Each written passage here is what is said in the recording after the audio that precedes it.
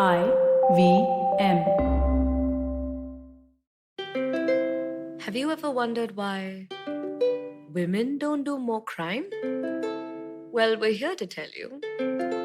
There's misconduct all the time.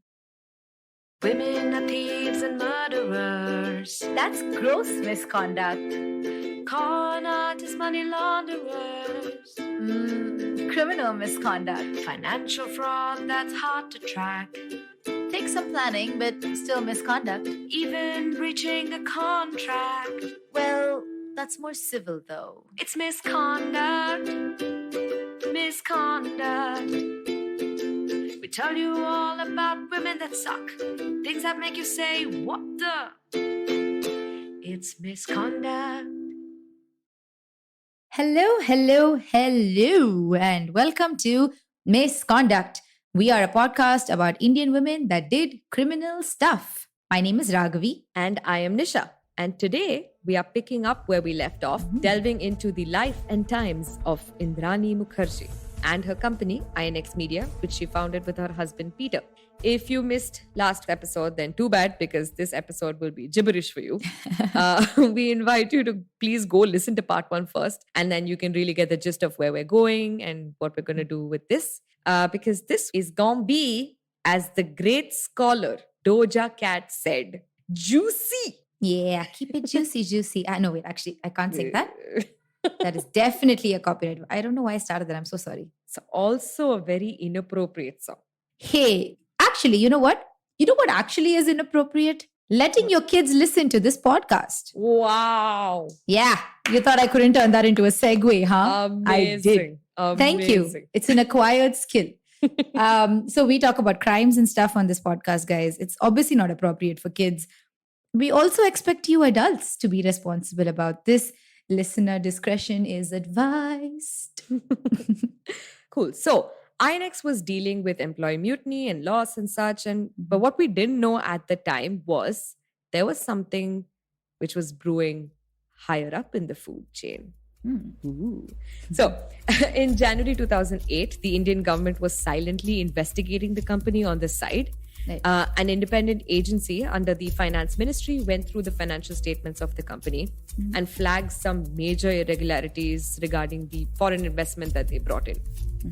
So it was reported that Indrani and Peter were only given permission to bring in 46.2 million rupees into INX Media.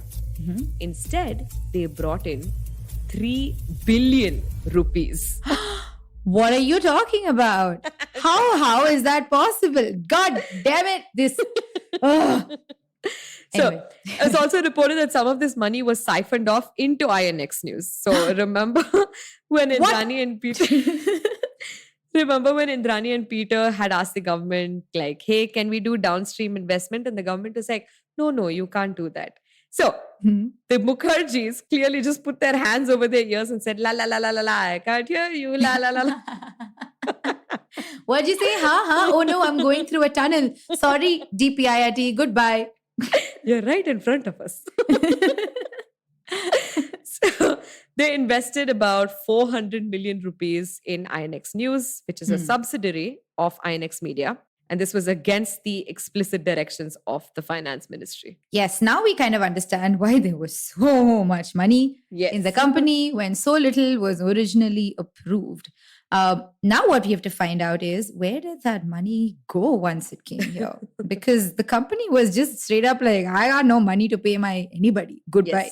So before we get to that, one thing that I thought was really important to mention is all of this was picked up by the income tax department. It wasn't the finance ministry or anything. I mean, the first people that will pick it up is obviously going to be the income tax department. Because if your income shows a sudden surge in crores or millions of rupees, the income tax department is going to be like, because they are professionals. I went, and I'm just a basic ass person with a very simple understanding of numbers. So the income tax department caught on to this and they forwarded it to the finance ministry, who then said, what? What the hell is happening? This is way too massive. And then they handed it over to the enforcement directorate. Now, some context. The enforcement directorate is basically this super specialized financial investigation and enforcement agency in India. Among various other things, the ED looks into these serious cases of money laundering and financial fraud. And the ED should not be messed with. They will make you scream for your mother. Okay? They are ruthless about everything that they do. And they have to be, because that's just, it's like a lot of money we're usually talking about. They're also comprised primarily of specialized IAS officers who know their stuff. Okay. Think of the ED as an accountant, but an accountant who works for Lord Voldemort. Okay. So, as an accountant, he is super smart and capable in his own right, and he can mess you up.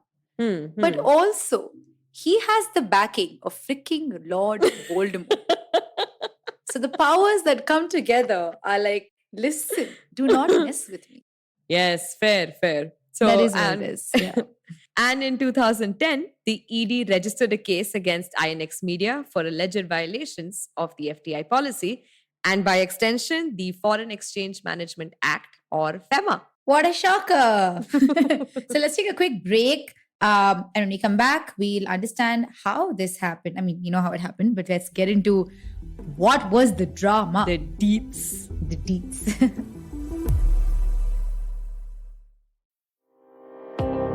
Do you wonder why China does the things that it does? Or want to know how we could improve online privacy? Or perhaps you're thinking about how we can kickstart India's economy.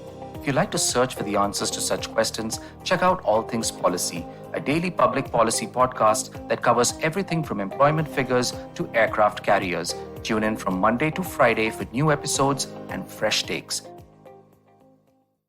Welcome back after the break. So we're talking about Indrani Mukerjea, and let me just take you through INX Media and what exactly happened that the ED is like, hey, buddy, what's going on here? What you got there? What you doing?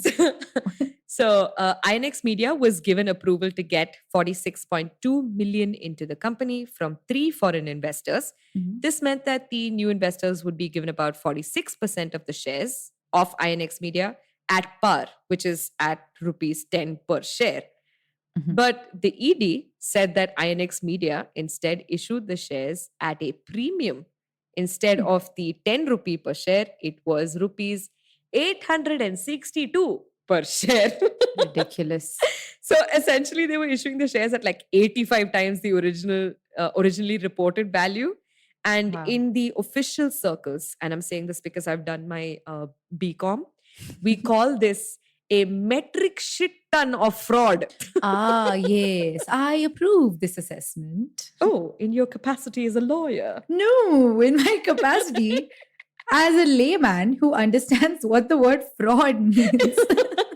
Yes, it is definitely fraud. But also it's the kind of fraud that's like super shameless. Okay. So when we were talking about INX Media and we were saying that, they were under major debt, they're making a lot of losses. So here's a snippet from the company's auditor's report for the financial year 2008-2009. So we pulled this out from the Ministry of Corporate Affairs website.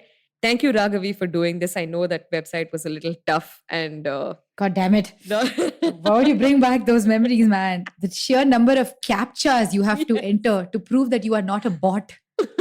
There is no bot that wants that information. It's publicly available information about companies. Nobody wants it.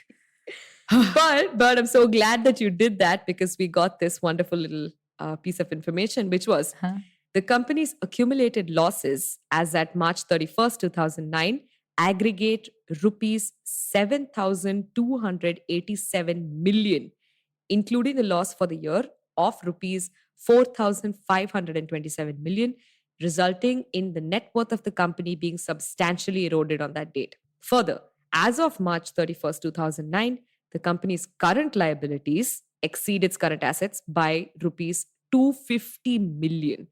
The company has been unable to pay its creditors on due dates, and it has also defaulted in payment of statutory dues.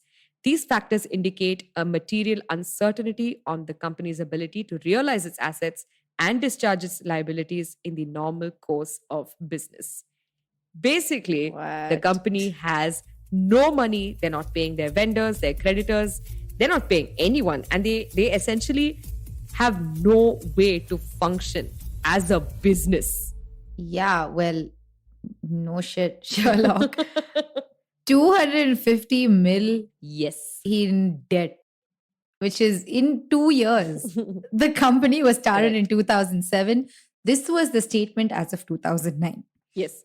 So when you compare this to how much praise Indrani got in 2007, 2008 for her amazingly talented business acumen, it's almost hilarious to me now. Yep. So I want to take you guys back to the Wall Street Journal article that we mentioned in the last episode, which had featured Indrani as one of the 50 top women in business to be looking into. This is in 2008, okay? In this, she was quoted as saying, "We will keep experimenting while at the time being cost conscious. While everyone else is talking about outspending each other, I think the way to survive in this business is to tighten your belt. In the middle of the global economic meltdown, that helps you be looked upon as a prudent leader." Why? Yes. Why did you become all British? I don't know. I think Actually, it makes sense because Peter used to live in UK. So he is British. Oh, actually, Indrani is also a citizen of the UK. I think I'm assuming by marriage. Also, they have like a metric like shit ton of property in the UK. Yes, that's true. That's true. Man, rich people. I don't. Let's eat them. Hey, listen, that meeting's tomorrow. This is the wrong forum for that. But yes, I just wanted to lol at the irony. For some reason, that lol came out in a British accent, and I apologize for that. Yes. It's quite the irony there. Some more things happened that are relevant, but we don't want to spend too much time on it. The ED filed this case in 2010, but nothing came out of it for a while. In 2014, the Congress government was voted out and the new BJP government headed by Narendra Modi came in. Remember when we mentioned that P. Chidambaram was from the Congress party, was the finance minister, back when INX Media got that approved 46.2 million investment? Well, the ED in 2017 filed a case against P. Chidambaram and his son Karti Chidambaram. It was reported that the two were involved in laundering money and manipulation of public officials in relation to the INX Media case. Many reports cite that Karti Chidambaram took the money from Indrani and Peter to influence the income tax department into not looking too closely at INX's dealings. Right. So the income tax department, like we said earlier, they came to know about the whole INX shadiness. Of course, before they wrote to the finance ministry, the income tax department does have the power to ask for more information, right? Right. It is their literal job to be like, aha, there is a discrepancy. Let us please send a notice out and be like, can you give me more information? If not, I will have to put you in jail. So the income tax department wrote to Indrani and Peter, and they were like, can you please explain yourself? What the hell is happening? And I'm assuming Peter and Indrani got a little stressed out. And it's been reported that they were thinking they should just go to someone who can likely help them out of the situation. Because they really didn't have a way to explain themselves out of it. Because if they said, hey, we made this money, we're bringing in foreign funds without taking appropriate approvals and circumventing the approvals we already got, that's worse than just the income tax department would be like, okay, goodbye now forever. Exactly. So it was basically reported that at the time Indrani and Peter met with Chidambaram Senior, who was the finance minister, as we said. And Chidambaram Senior allegedly asked them to visit his son. Now, the details of these meetings are not clear. A lot of these are in witness statements, and it's still in court, all of this stuff. But in the end, Karti Chidambaram does get implicated. Yep, that is right. So, also, in 2014, the investigative wing of the Indian Central Board of Direct Taxes, they put together a report that suggested that Indrani and Peter laundered some 3 billion rupees via Mauritius to 8 INX subsidiary companies between 2007 and 2008. Remember when I kept saying Mauritius over and over again? That came back to bite them in the butt. Yes, exactly. So the report said that the board initiated the investigation on account of unexplained sources of huge funds received by the company from domestic as well as offshore sources. Basically, they were like, Enama, எங்கேருந்து வருது இந்த பைசா? Where is this money that's coming out of nowhere? So much. We cannot ignore this.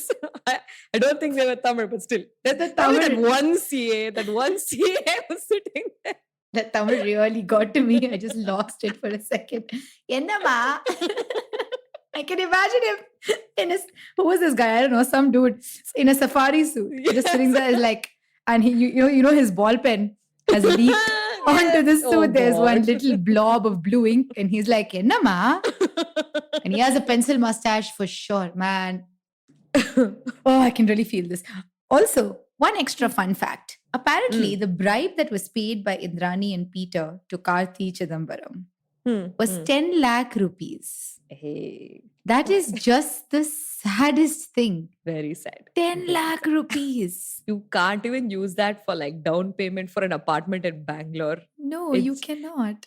It's nothing. He allegedly got like 10 lakhs and INX Media has brought in 3 billion rupees in cash into their company in 2008.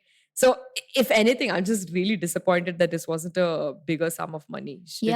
Oh, sorry. 10 lakhs, for those who don't get it, is 100,000. No. That's too much. 1 million. It's 1 million rupees. But still, that's not a lot, guys. It's just really not. Yeah. I'm just disappointed because, dude, you know this. I mean, I don't know this because I, partake in casual corruption. I know this because, I like money. But don't ask for a fixed sum. Ask for a percentage. Yes. And then you put you say at least this much. Yeah. And then a percentage. Just come on, dude. You're better than, I'm sure we're all better than this. I'm very disappointed that this wasn't a bigger sum of money. This is the most disappointing part of this entire episode for Poor me. guy. And he got like stuck in all of this trouble and trauma for just 10 lakh rupees. I feel like that's kind of sad. That is genuinely upsetting. Actually, you know what? Why are you saying this? Just like 5 episodes ago, you gave me so much shit for saying that Zoya Khan was what she did was a victimless crime. Once I didn't say it's victimless. I'm saying he should have made more money. Fine, fair, okay. Yeah. I guess if he had to get arrested by the enforcement directorate, he might as well have made more money out of it. Fine. Another fun fact. Do you guys remember New Silk Route?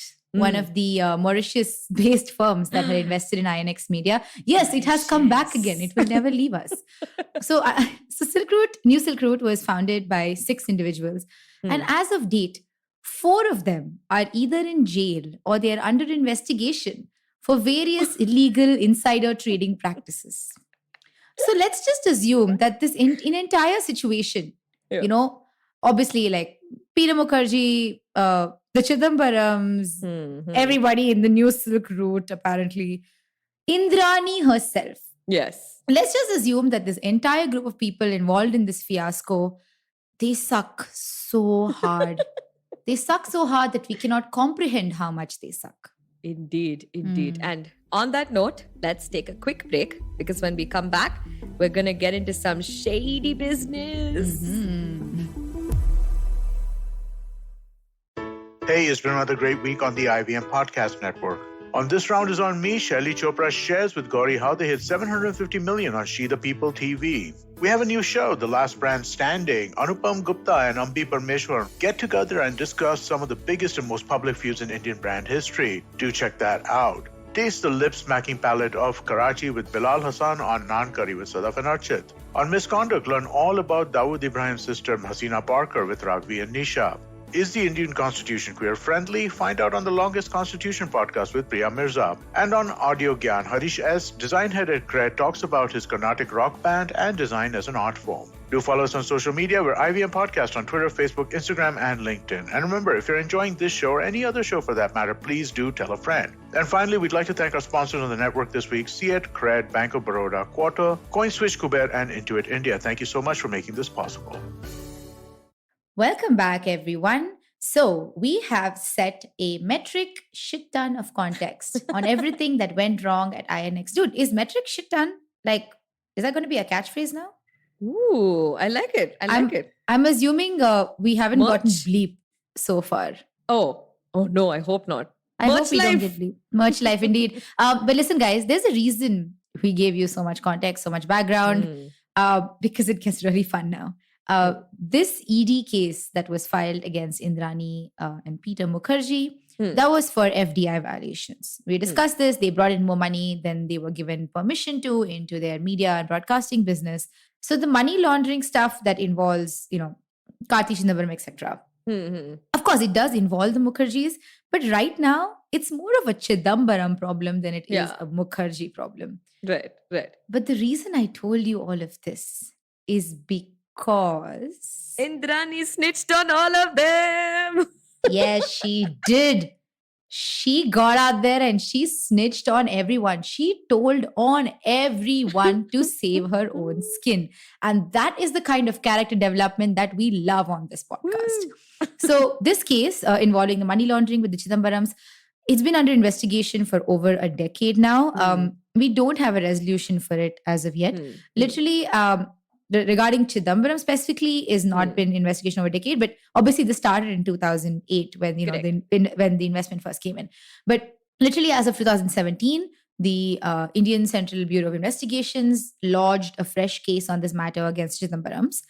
And in August 2021, we were still holding proceedings for this before the Delhi High Court on procedural stuff. Okay. So this case is here to stay. Like, we're going to be learning about this case for a long time, interesting stuff. And now that we know so much about this, I'm going to make an active effort to keep track of it as well. But the far more interesting thing about all this is how Our Lady of the Hour, Indrani, maneuvered her way out of this whole situation. So in 2015, Indrani and Peter Mukerjea were held in a Mumbai jail for some other criminal matters. We don't really have the time to get into this right now. It's just whatever. It's not that important. It's nothing. In 2017 was when the INX media case was reopened because that case was filed against the Chidambarams.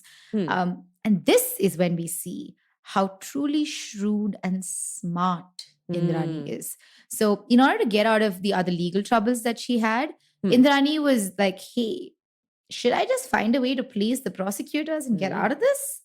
And she thought, right. So she offered to become an approver in the INX case against the Chidambarams. Nice. An approver, or sometimes it's also called an informant, it's basically where a person who's accused of a crime, they decide, hey, if I tell the police inside details about the crime, or I give them bigger, juicier fish to catch, then maybe the police will take me in as a witness and will no longer prosecute me. This is also officially known as the Doug Judy maneuver. Yeah, hey, 9-9. 9-9. Nice. Oh, good. That's just way too many references. I'm sorry. Yes, but this is becoming an approver or approaching the police to become an approver is always a huge gamble. Because what if the police already knew what you were going to tell them and they were like, aha, loophole. Because now you've confessed to the crime that the police already knew that you did. So you just come out like a sucker. Indeed. But luckily, it ended up working in Indrani's favor. So this means that she effectively decided to give the CBI and the ED information about her dealings with the Chidambarams regarding the money laundering case. This became public when it was reported that Indrani had written to the then finance minister, Arun Jaitley, stating that she was willing to provide information to him. And Arun Jaitley was like, I'm the finance minister. This has to go to the appropriate people. And he sent it to the CBI. Okay. So the CBI obviously considered it because think about it this way. Can you think of a better star witness than the person who allegedly orchestrated the laundering of that money on behalf of the person you have accused? Amazing. I know. Amazing. It's beautiful. This is the stuff movies are made of. So the CBI said yes. And of course, you have to also approach a court to get that approval for someone to become an approver. And the Delhi High Court also said yes. So in February 2018, Indrani provided her account of the INX media allegations. And apparently she gave up evidence to implicate Karthi Chidambaram. Indrani's name was included in the final charge sheet that was filed in October 2019, but the CBI has confirmed that they will not be trying her for this case. Yes. Instead, Crazy. for her role in assisting the investigation against Chidambarams and providing evidence against them, she got herself pardoned for her actions in the Wow. INX media case. Yep. Amazing. And that is the story of the woman, the executive, the media mogul, the dirty little tattletale. He. Yeah, she really just told on everyone, Yeah, like she was just that's- like, I'm getting out. Goodbye. That's pretty cool. Yes. Yeah. So this brings us to the last of our research. Where is she now, Nisha?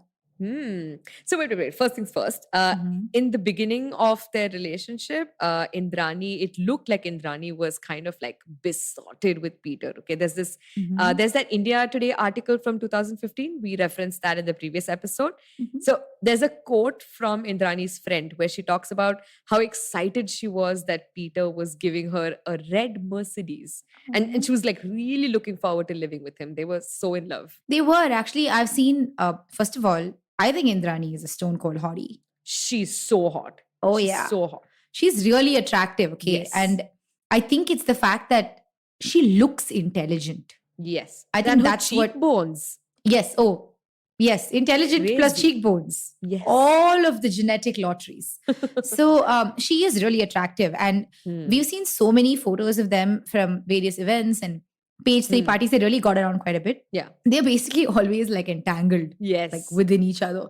And it's so evident that they were, so in love, or at least really enjoyed PDA. And they couldn't keep their hands off each other. So I'm really glad that they at least had each other through all of this nonsense. Yeah. So Indrani and Peter broke up. No, what? Dude, they were Yes. they were made for each other.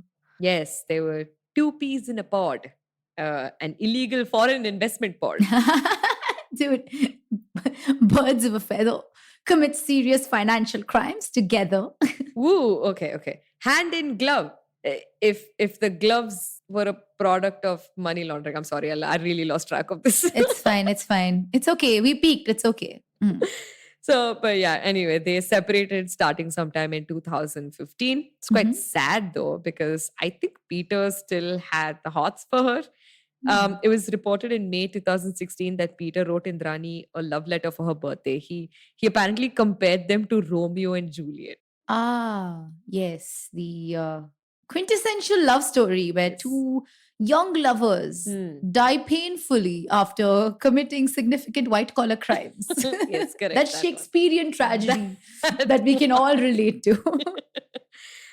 Peter also had some lovely, and I say this with air quotes, lovely words for Indrani in that letter. So I'm going to quote, "This is just a short note for today as a real birthday special to touch you and reach out to you on your day. A big hug and mwah to you. I don't know what else I can do. Can't send you flowers or a cake or something that you would enjoy. But this note to you is from the heart and with love from a man to his love and wife." Oh, that's really sweet. Sure. But Peter wasn't like particularly trustworthy either. He wrote an application to a court saying that he thought that Indrani was too ambitious and willing to sacrifice loved ones for it. Like he said that to a literal court of law under penalty of perjury, that he thought that his wife was kind of shitty. So I think we can safely say that this relationship got a bit toxic towards the end. Yeah, we can say that. I mean, I guess they both also really like the drama. I guess that makes sense for the man who like put, I don't know how many seasons of Kyunki Saas Bhi Kabhi Bahu Thi. Fair. That makes sense. Yep. But yes, a little after that love letter was found, Indrani and Peter did approach a family court in Mumbai to have their marriage dissolved. News reports say that Indrani had initiated the divorce, but it was basically a mutual application that was filed by both of them. So after 17 years together, on 4th October 2019, Indrani and Peter were divorced. I'm assuming the case took quite a toll on them. It must have been really, really difficult to sort of get through this. And I understand it's whatever. Yeah. Also, by the way, the court made them wait for 6 months after they filed the petition, just in case they wanted to reconcile in some manner. Isn't that like a standard thing? Yeah, I guess. But I feel like in some circumstances, it should just be like, listen, I think these two individuals are better off not together, considering the things that happen. But listen, it's not all that sad because these guys were hella rich. Of course. So they're never going to face like really the consequences of their actions. Fair. In the sense that the assets, by the way, that they had, they split most of it. They had, I think, 53 crore rupees. That's about 530 million rupees in savings. Oof. Yeah. They had apartments in Bombay, Goa, England, and Spain. Wow. Yeah. Okay. And of course, they had a ton of jewelry and watches and paintings and furniture. It's not a particularly sad story. It's not. I don't feel that bad about the whole thing. So where is she now? Indrani herself is still in the Baikula jail in Mumbai for her other legal issues. She recently asked for bail in July 2021, citing COVID-related concerns, actually. And the court said, there are medical facilities in jail. So just shut up. I mean, yeah, the court is right. There are medical facilities in jail. She can't get out just because she's rich, I guess. Dude, she ended up getting COVID when she was in jail. Oh. Yeah, she had to be moved to a special like isolation wing of the prison hospital. Oh, dude, that's all. Okay. Okay, then, I mean, if there really was a danger, then the court should have let her go. I guess if she wasn't a flight risk, I guess then maybe they should have let her go. Yeah. Yeah, but she was asymptomatic. Lol. Hey, dude. Okay, this was quite the emotion roller coaster. That's awful. Oh, there was also some like random as hell news from 2017. It was reported that Indrani planned to donate about 75% of her wealth to ISKCON, which is the International Society for Krishna Consciousness. Apparently, she also wanted to donate her organs, not to ISKCON, just to some people who needed it. Right. But when ISKCON was contacted regarding this, their representative is like, what are you talking about? You know what? That piece of information is so perfectly random and nonsensical. Yeah. Because, dude, when we were researching for this episode, man, the multitude of nonsense that was out there. Oh my God. Some articles on clearly leading newspapers that have not been fact checked, that just say written by such and such staff, not even a name to it. Yeah. And just no punctuation or like spacing. It just stressed me out, Yeah. And also, but this piece of information, I mean, I'm sure it's quite like some rando would have just been like, let's just put this and see what happens. Of course. But you know what? This particular thing, it does not at all strike me as the kind of thing that she would do. Yeah. If you have to make up something about her, at the very least, make Do up some something that research. makes sense. Yeah. Yes, Do you think right. Indrani Mukerjea is this woman who brought like just millions of rupees into this country for her own benefit Yes. or whatever, for money laundering essentially? Do you think she's the kind of person who would donate anything outside of mandatory company, CSR? Yes. Shut up. Also, by the way, for those of you who want to know more about the INX case, there is this one video that we found on YouTube by a channel called Bisbo. So it's a really quick summary on the case itself and how Indrani was sort of used as bait for catching Chidambaram. The video is a bit sensationalism. Sensationalized? Yeah. Oh, yeah. Sensationalized. Yes. Okay. Yes. But it does sum up the facts quite well. More importantly, it uses illustrations to tell the story. And it's absolutely hilarious. So please give it a watch. You can find it in our sources on the blog. Oh, by the way, there's like a brief animation that they use when the income tax department sends a notice to Indrani and Peter. And it's that animation of an owl delivering a letter to them in the boardroom and it like flies up to them. It's like it's delivering their Hogwarts acceptance letter or something. Yeah, that's exactly what it looks like. That's true.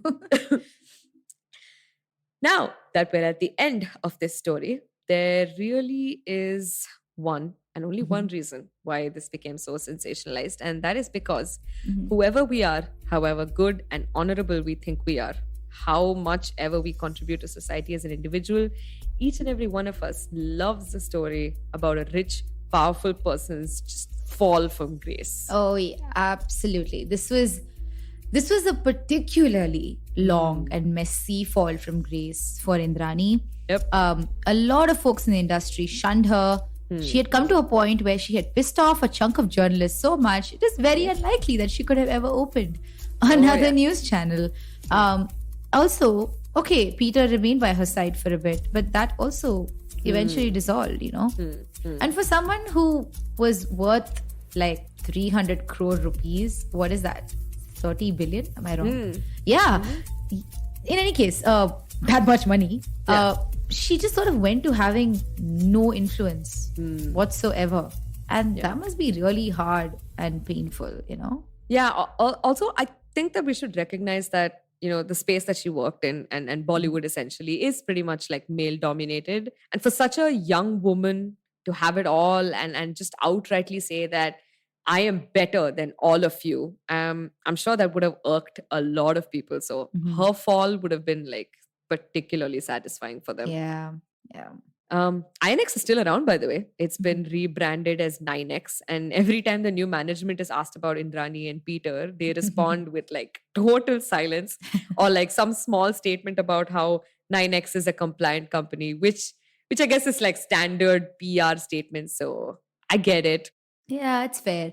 But yes, we are now here at the end of this episode, and I think it is time to wrap this up. Nisha, would you like to sing us a song in F major, please? F major? Yeah, F as in financial crimes. Cool, let's do this. F is for the first time you looked at me with love in your eyes. F is for the founding of a media house that's on the rise. F is for foreign funds we collected from shady guys. F is for the fantasy of a female boss that's chasing the high. F is for being focused and friendly and owning my faith. F is for indulging in foul play and being so fake. F is for firing a bunch of senior journalists. F is for failing to stop thousands in debt in triple digits. F is for the Forex scam that the finance ministry made a visit.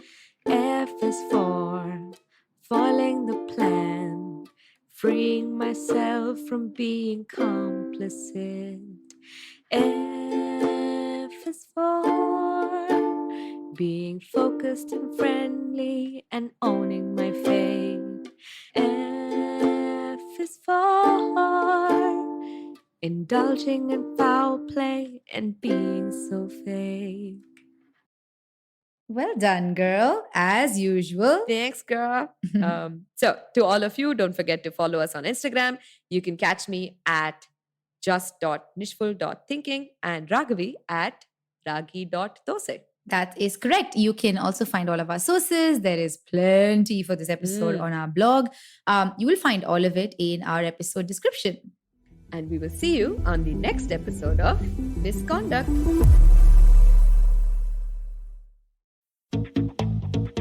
Have you ever wondered where the business world is headed? How the ways in which we create, market, and sell to consumers will evolve?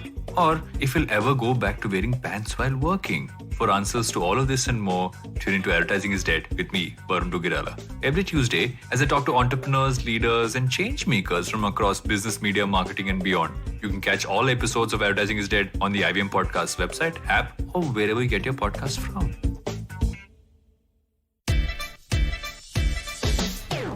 From uncensored and unfiltered chats with the who's who of the entertainment industry, I, Siddharth Kannan, bring you a very hardcore chat show called Candid Kannan. Tune in every Friday on the IVM Podcast app or wherever you get your podcasts.